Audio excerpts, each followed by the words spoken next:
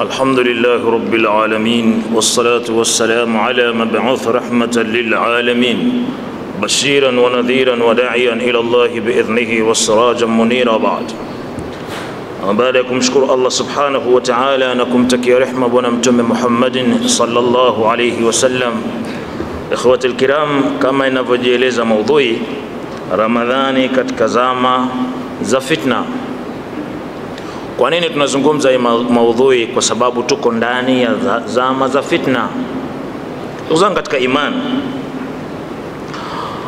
mwezi wa Ramadhani ni mwezi wenye hadhi kubwa sana, na hadhi yenyewe kila mmoja katika sisi anaifahamu.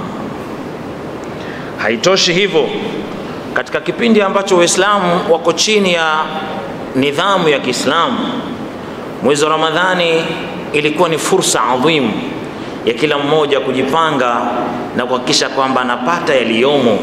Allah subhanahu wa ta'ala ametuletea huu mwezi kama ni favor kwetu sisi, ili atupeleke peponi kwa urahisi. Ndugu katika imani, ilivyokuwa Ramadhani katika zama hizo ilikuwa ni zama za mashindano katika mambo ya kheri, katika visimamo vya usiku, katika visomo vya Qur'ani, katika kutoa sadaka, kwenda katika ibada ya umra na mengineyo mengi ambayo Allah subhanahu wa ta'ala amewaagiza watu kuyafanya, kwani wanajua wakiyafanya ujira ni maradufu kuliko miezi mingine. Lakini tunapozungumza hivi sasa mwezi wa Ramadhani, tuko katika kipindi kigumu sana, tuko katika zama za fitna. Tukizungumza zama za fitna tunamaanisha nini? Tukizungumza zama za fitna tunamaanisha ni zama ambazo Waislamu wanaishi pasi na kuongozwa na kitabu cha Allah na sunna ya Mtume Muhammadin sallallahu alaihi wasallam. Kwa lugha fupi, hawaishi maisha ya Kiislamu kwa kuwa hawaongozwi na Uislamu, na nidhamu zinazosimamia maishani sio nidhamu ya Kiislamu, na hili ni suala la kiulimwengu, wala sio suala la eneo fulani na eneo fulani na eneo fulani. Katika hali kama hiyo, hata ukiangazia ndani ya Qur'an, neno fitna lina maana nyingi, lakini katika maana hizo neno fitna lina maana ya ukafiri. Allah subhanahu wa ta'ala anasema, waqatiluhum hatta la takuna fitna wa yakunu dinu lillah, wapigeni vita mpaka iondoke fitna, kwa maana uondoke ukafiri na ibakie ni dini ya Allah subhanahu wa ta'ala. Sasa katika zama kama hizi za Ramadhani imekuwa na wakati mgumu sana ndugu katika imani, na ni kipindi ambacho alikibashiri Bwana Mtume Muhammadin sallallahu alaihi wasallam kwamba tutafika katika zama kama hizi. Akizungumza katika riwaya ambayo imepokelewa na At-Tirmidhi, anasema yati ala an-nasi zamanun as-sabir fihim ala dinihi kalqabid ala al-jamr. Anasema itakuja zama katika watu, mtu aliyokamatana na dini yake katika hao watu ni sawa sawa na mtu aliyokamata kaa la moto. Ndio zama za leo. Leo imekuwa yule anayekamata dini ndio amekuwa ni kiroja katika jamii, na yule muovu ndio ameonekana ni mtu wa maana katika jamii. Leo tunapozungumza, Uislamu umekuwa ni ismu, umekuwa ni jina. Kila kitu katika Uislamu kinaonekana kina ugeni wake, kama alivyosema Bwana Mtume Muhammadin sallallahu alaihi wasallam, bada al-islam ghariban wa sayaudu ghariban kama bada. Uislamu umekuja katika sura ngeni na utarudi kuonekana kuwa ni mgeni katika macho na masikio ya watu, lakini furaha iliyoje kwa wageni. Akawataja ni wale ambao yuslihuna ma afsada an-nas, wale ambao wanarekebisha pale ambapo watu wameharibu. Kwa hiyo katika zama za fitna, zama ambazo ni ngumu sana. Katika kipindi kama hichi Uislamu funga zetu zimekumbana na changamoto nyingi sana, zimeingia katika wakati mgumu sana, na miongoni mwa mambo ambayo yameonekana katika zama za fitna juu ya mwezi wa Ramadhani ni kudhihiri mambo yafuatayo. Moja, mwezi wa Ramadhani umekuwa ukitumika katika kukuza fikra za kizalendo. Ndugu zangu katika imani, Muislamu hana mipaka ya kijiografia iliyochorwa na hawa magharibi. Muislamu hajatengenezewa hiyo mipaka katu aslani. Yeye ni Muislamu, inna hadhihi ummatakum ummatan wahida, huu umma wenu ni umma mmoja. Lakini leo fikra za kizalendo zimekuja kuwaparaganya Waislamu, wanajikuza kwa ajili ya mipaka ya kijiografia. Hawaangalii tena yale aliyowafunza Allah subhanahu wa ta'ala na Bwana Mtume Muhammadin sallallahu alaihi wasallam. Kumekuwa ni mwezi wa watu fulani, ni mwezi wa Nigeria, ni mwezi wa Saudi, ni mwezi wa kadha na kadha na kadha na kadha, aliyakuwa huu ni mwezi wa Ramadhani. Kwa baada ya kukuza ule umma wa Kiislamu, kuleta pamoja, kuwafanya wawe pamoja, leo mwezi wa Ramadhani unatumika kuwagawa watu kwa mipaka hii iliyochorwa na magharibi.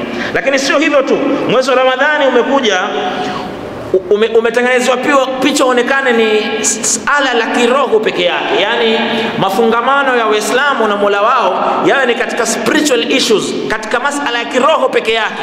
Kwa hiyo utaona hata yanayozungumzwa ni watu kuhimizwa katika mambo ya kiroho tu.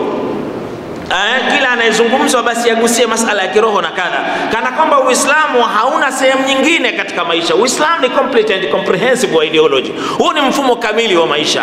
Kwa kuwa ni mfumo kamili wa maisha, umegusa siasa, nidhamu za kiuchumi, nidhamu za kijamii na yale yote yanamhitaji mwanadamu katika maisha haya. Kwa hiyo unapozungumza Uislamu isiishie ni katika masala ya kiroho peke yake. Bwana Mtume Muhammad sallallahu alaihi wasallam alikuja na mfumo ili ushinde mifumo mingine. Huwa alladhi والذي أرسل رسوله بالهدى ودين الحق ليظهره على الدين كله. الله سبحانه وتعالى kamtumiliza mtume wake na muongozo al-Qur'an al-Karim, lengo la madhumuni liyudhhirahu ala dini kullihi, aishindishe uwe ni juu ya mifumo mingine yote.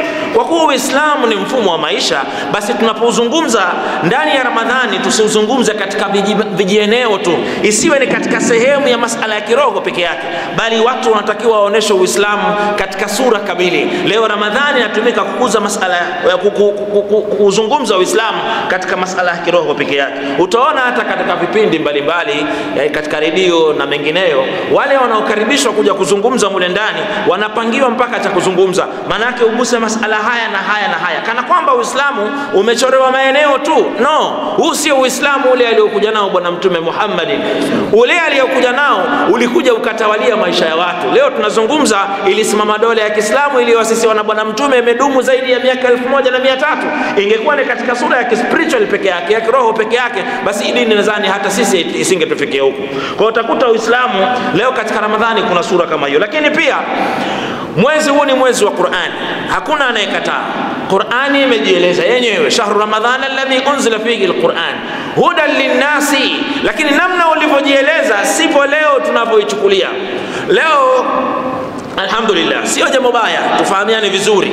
Kuna masala ya mashindano ya Qur'an tumetoa kutangaziwa hapa na tuhudhurie, falillahi alhamd. Kusikiliza mashindano, kusikiliza Qur'ani ikisomwa ni jambo ambalo limeelekezwa na Qur'an.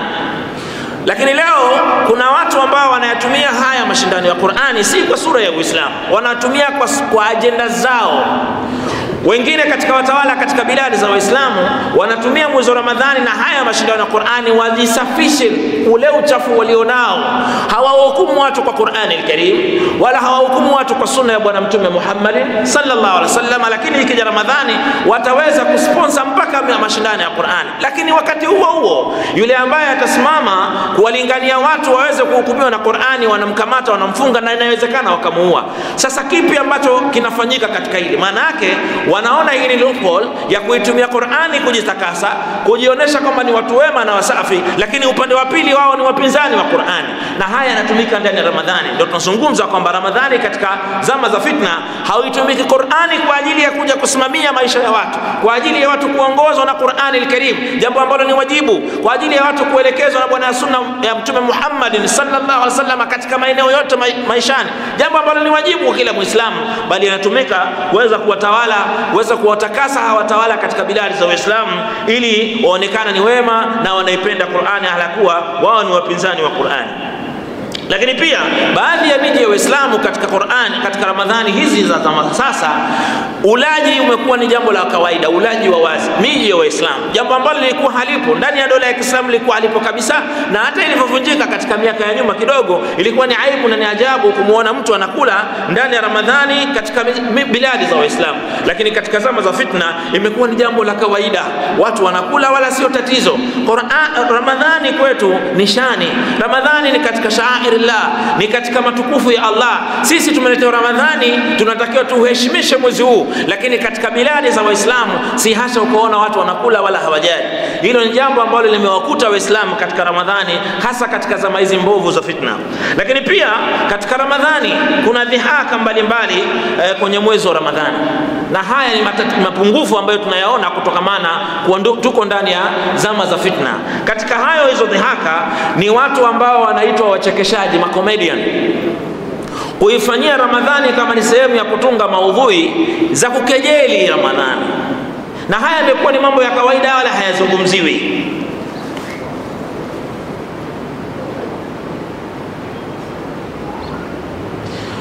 Kwa hiyo haya yamekuwa ni masuala ya kawaida. Makomedian kuifanya Ramadhani kama ni agenda ya kutengeneza maudhui mbalimbali. Matokeo yake wanachafua, wanatengeneza maudhui za ovyo za kudhalilisha Ramadhani na mambo mengine ambayo sio, na wengine ni makufari. Lakini watu kwa sababu wamekaa katika zama za ujinga, tuko ndani ya zama za fitna, hatuoni kwamba hili ni tatizo, bali watu watacheka, wataona ni comedy, just a comedy. Lakini no, Ramadhani ni mwezi wa heshima yake, lazima uheshimishwe. Sio mtu akitaka kutengeneza maudhui zake za mambo ya kipuuzi aitumie Ramadhani al-Karim. Haya yanapatikana kwa sababu tuko ndani katika zama za fitna. Lakini haitoshi hivyo. Katika Ramadhani watu wanaojiita watu ma celebrate, watu maarufu, wanautumia Ramadhani kuidhalilisha Ramadhani na kuwashawishi wengine waone hakuna thamani ya kufunga mwezi wa Ramadhani. Utakuta wanajirekodi wanakula mwezi wa Ramadhani, tena kwa jeuri na kiburi, na kwa kuwa wana followers, wana watu wanawafuata katika mitandao ya kijamii, basi itaonekana ni jambo la kawaida. Na mimi kama huyu mtu wangu wa karibu ninayemfuata ameamua kula, na mimi naweza nikala tu. Tuna mtu mmoja maarufu juzi kati kajirekodi, wala hataoni aibu wala hataoni fedheha, kijinadi ni Muislamu, kazaliwa katika mengongo ya Kiislamu, katahiriwa na kadha, anajiita Dodoma Gari, naye anafanya. Na wengine kama hao wanaofanya mpaka ma celebrities wengine na wana muziki wanakwenda kutumbuiza na wanajinadi kwenye vyombo vya habari kwamba mimi siwezi kuacha fedha kwa sababu ya Ramadhani. Haya yanafanyika kwa sababu tuko katika zama za fitna. Lakini hii ni fedheha. Haya ni masuala ambayo hakutakikana kupatikana katika mwezi wa Ramadhani. Leo watu wanakula na wanajifakharisha kula ndani ya mwezi wa Ramadhani. Ndio maana tunazungumza kwamba mwezi wa Ramadhani umekumbwa na wakati mgumu kwa sababu tuko katika zama za fitna. Lakini katika dhihaka zingine ambazo zinaonekana kufanyika ndani ya mwezi wa Ramadhani, kumekuwa na kampeni chafu sana ya dini mseto. Kaifia dini mseto imekuwa vipi yani? Katika sura gani? Mwezi wa Ramadhani ni mwezi wa Waislamu. Hii ni ibada kwetu sisi. Na kila msamiati ulioko ndani ya mwezi wa Ramadhani ni msamiati kwa misingi ya Uislamu, kwa misingi ya sheria ya Kiislamu. Tunapozungumza iftar, hii imekuja kwa sababu ni mwezi wa Ramadhani. Kaizungumzia Bwana Mtume Muhammad sallallahu alaihi wasallam, alisaimi farhatani, mfungaji ana furaha mbili. Furaha ya kwanza ni pale anapoftari, iwe ni wakati wa magharibi au ni siku ya Eid. Na furaha ya pili ni malipo ambayo Allah atafurahi wakati Allah subhanahu wa ta'ala anamlipa katika kutokana na saumu yake siku ya Kiyama. Kwa hiyo iftari kwetu sisi ni msamiati wa kisheria ambao utekelezaji wake ni kwa Muislamu, kile kitendo cha kufungua anapokuwa amemaliza kufunga, alafu kuna chakula ambacho watakula baada ya pale. Lakini leo imekuwa ni kawaida kuwaona watu wakichanganyika na makufari wakawa pamoja ati wanaftari. Huyu kafiri anaftari kwa funga gani? Na wakati mwingine wanaitwa viongozi wa dini wamechanganyikana. Sala hili ni sala la kiibada. Unapofanya hivi athari yake ionekane hakuna tatizo baina ya hii dini na hii dini. Kampeni ya dini mseto imekuja katika sampuli tofauti. Na dini mseto ni ukafiri. Sisi hatuna dini za mbinguni kama wanavyoziita wao adiyanu samawi au adiyanu ibrahimia, kwamba dini zinazotokana na Ibrahim au dini za mbinguni. No. Sisi tuna dini moja tu ndio sahihi. Inna dina inda Allah al-Islam. Dini iliyo sahihi mbele ya Allah subhanahu wa ta'ala ni Uislamu. Na habari ya hawa siokuwa Waislamu tukaona na sisi nao hawana tatizo, ni katika sisi wote ni ndugu wa Adam aliyetuumba. Ndio kasema lakum dinukum waliya dini, nyinyi mna dini yenu na sisi tuna ya kwetu. Sala la kuleta watu pamoja, ati nao wamekuja ni ma celebrate ni kadha wamewajaza sehemu moja kuja kuftari, ni moja katika kampeni mbaya sana ya dini mseto. Inatumika Ramadhani kutangaza kampeni chafu kama hizo za dini mseto. Hii ni kwa sababu tu katika zama za fitna.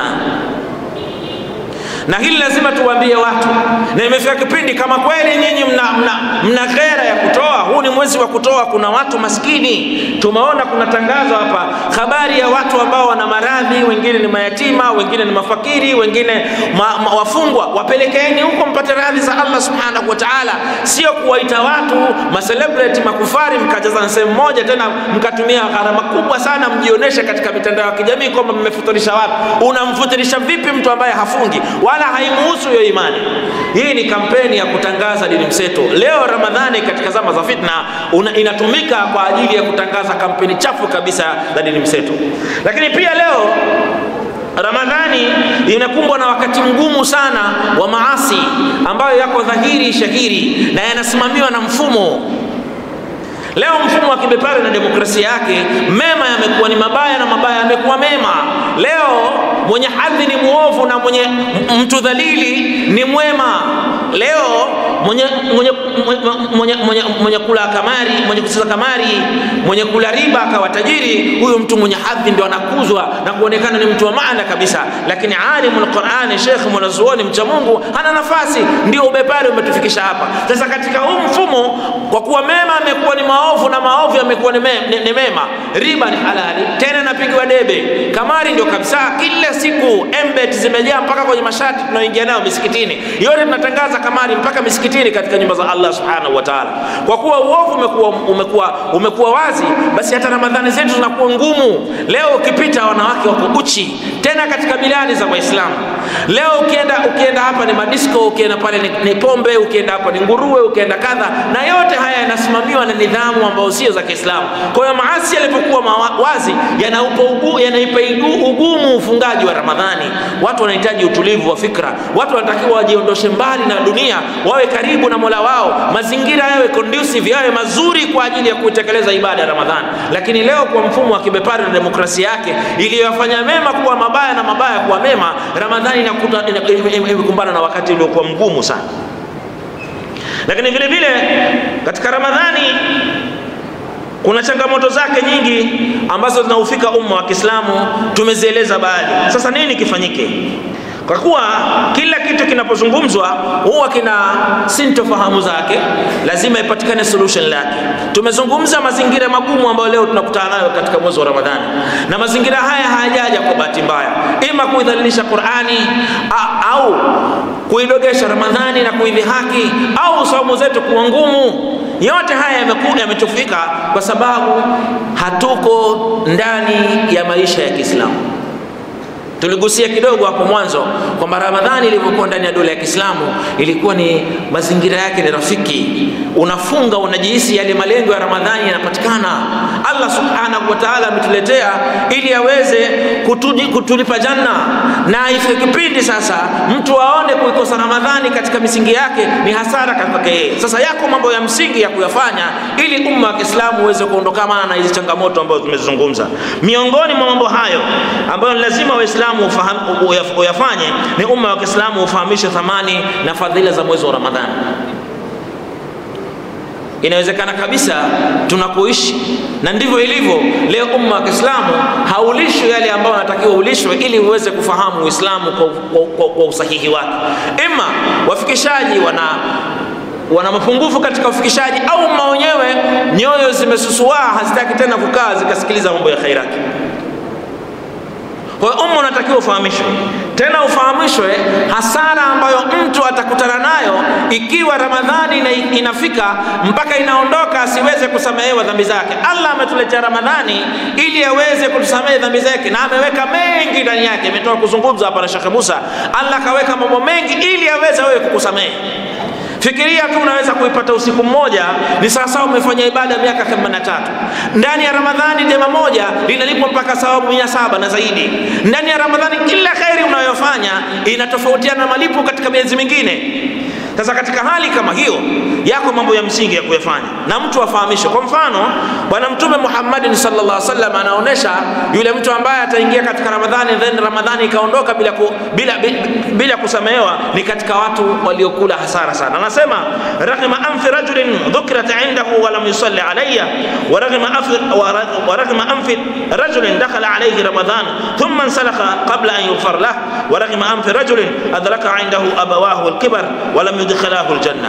Mtu kaangukia pua ile ambaye atatajwa mtume mbele yake na asimsalie, huyu kana hasara kweli. Lakini pale mtu wa pili kula hasara ni yule ambaye itaingia Ramadhani ikamkuta ana afya yake, kisha Ramadhani ikaondoka na asisamehe dhambi zake. Hii ni hasara kubwa kweli. Umma ufahamishwe thamani ya Ramadhani, heshima ya Ramadhani na fadhila za Ramadhani, hasa kheri wakaweza kurejesha heshima iliyokuwepo hapo kabla.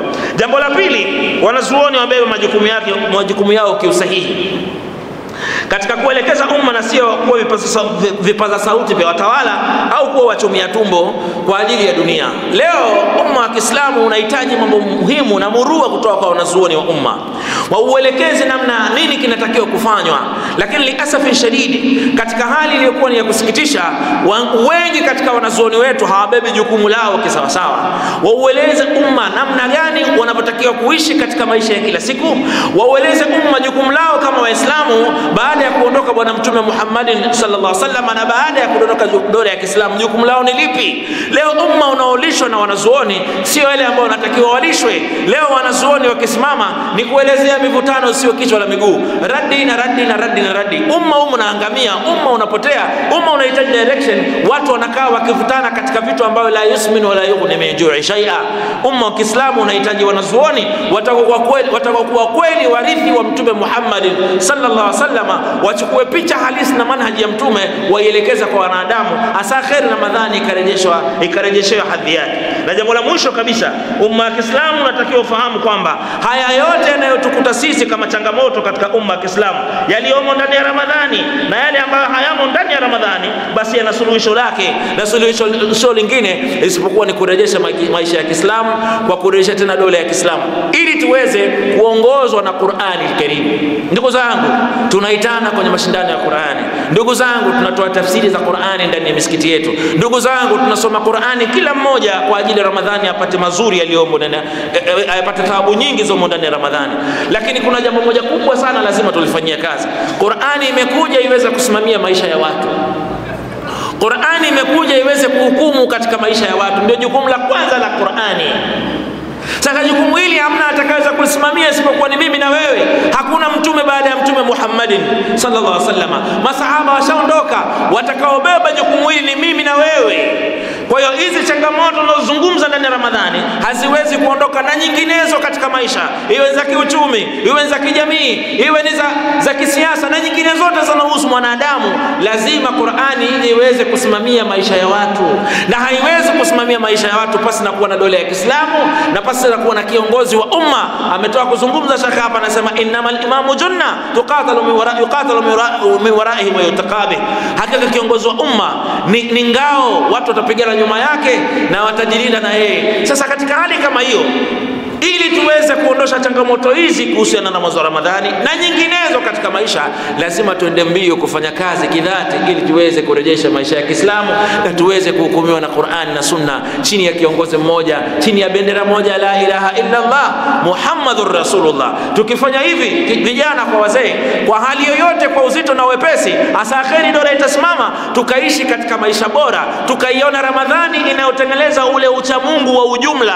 Leo maasi yamekuwa ni mengi na yanapigwa debe, lakini leo dola ya Kiislamu ikisimama, haya maasi kila mmoja atakuwa anatafuta namna ya kuyafanya. Mazingira yanakuwa ni magumu kufanya maasi. Leo mazingira ya kufanya mema ndio yanakuwa magumu, lakini ikisimama dola ya Kiislamu, mazingira ya kufanya maasi ndio yanakuwa magumu. Mwisho mfano katika hilo ni yule sahabi aliyokwenda kwa bwana Mtume Muhammad sallallahu alaihi wasallam na kumuomba idhini afanye zinaa. Mtume akamwambia, masahaba wakawa wakali, lakini Mtume akamwambia muache, akamtibu psychologically. Una mama, una baba, una shangazi, una dada, ndio nao. Je, uko tayari watu wazine nao? Akasema hapana. Nini mpaka anakwenda kuomba ruhusa ya zinaa?